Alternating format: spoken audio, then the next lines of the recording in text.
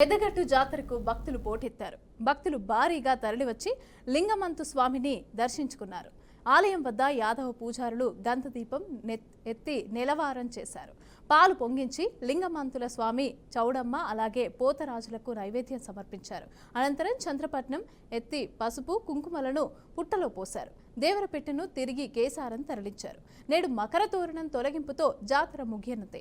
సోమ మంగళవారాల్లో సుమారుగా 5 లక్షల మంది భక్తులు హాజరు కాగా బుధవారం 4 లక్షలకు పైగా భక్తులు హాజరైనట్లుగా అధికారులు అంచనా వేశారు. ఇదే అంశానికి సంబంధించి పూర్తి అప్డేట్స్ మా ప్రతినిధి శ్రీనివాస్ అందిస్తారు. శ్రీనివాస్,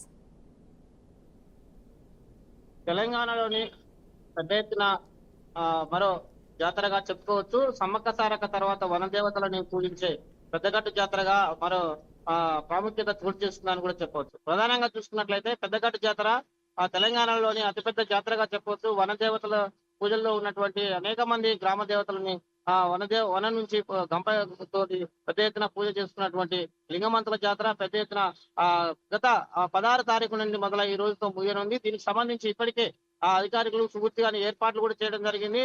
పూర్తి స్థాయిలోని తెలుగు రాష్ట్రాలకు సమీపంలో ఉన్నటువంటి సూర్యాపేట జిల్లాకు సంబంధించినటువంటి సమీప ప్రాంతంలో ఉన్న జిల్లా ప్రాంతానికి సమీపంలో ఉన్నటువంటి పెద్దగట్టు జాతర పెద్ద ఎత్తున భక్తులుగా అయితే 5 రోజులుగా పోటెత్తినటువంటి పరిస్థితి.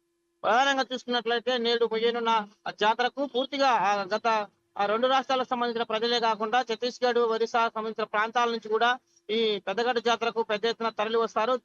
దేవరాకు సంబంధించినటువంటి పెట్ట ఈ రోజు వనదేవతకు చేరుకోబోతుంది. దీనికి సంబంధించి పూర్తిగా బందోబస్తు కూడా 2 రాష్ట్రాలకు సంబంధించిన సరిహద్దులు కావచ్చు, 2 రాష్ట్రాలకు సంబంధించినటువంటి జాతీయ రహదారుల మీద ఉన్నటువంటి లింగమంతుల జాతరకు పూర్తిగాను అన్ని ఏర్పాట్లు కూడా చేయడం జరిగింది.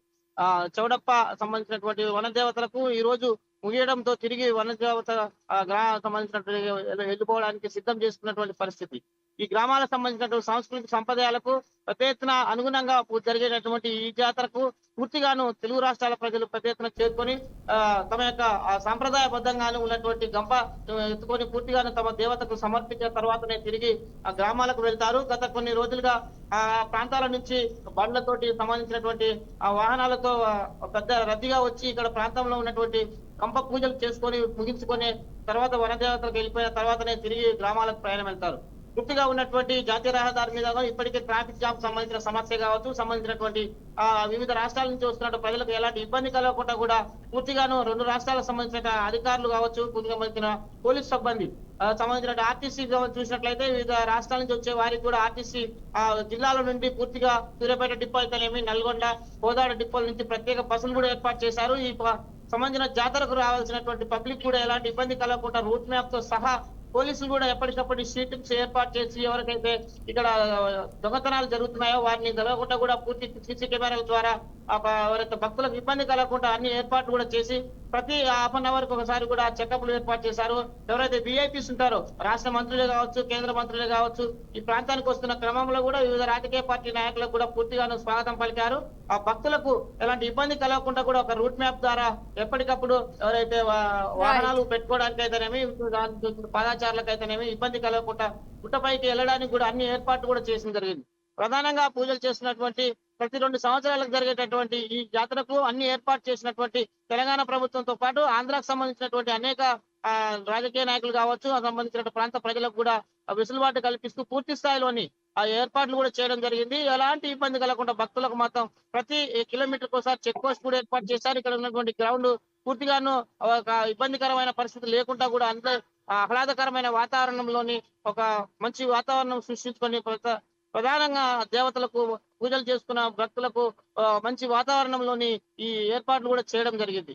ఇది విజయవాడ, హైదరాబాద్ జాతీయ రహదారి మీద ఉండటంతో వాహనాలకు కూడా రూట్ మ్యాప్ ద్వారా పూర్తి స్థాయిలోని ఇబ్బంది కలగకుండా కూడా ఒక రూట్ మ్యాప్ కూడా రాష్ట్ర రోడ్డు రవాణా సంస్థ ఆర్టీసీ వారు కూడా పూర్తిగా సమన్వయం చేస్తూ ఎప్పటికప్పుడు చెక్ పోస్టులు ఏర్పాటు చేసి కూడా ప్రతి భక్తునికి ఇబ్బంది కలగకుండా చేసినటువంటి పరిస్థితి.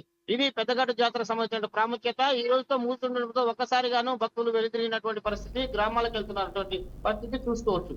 ఇది తెలంగాణలోని ప్రసిద్ధ పుణ్యక్షేత్రంగా చెప్పుకున్నటువంటి పెద్దగట్టు జాతర ప్రాముఖ్యత చోటు చేసుకుందని, ప్రధానంగా తెలంగాణలోని వనదేవతల్లో 2వ జాతర అని కూడా చెప్పుకున్నటువంటి పరిస్థితి. Right, thank you Srinivas.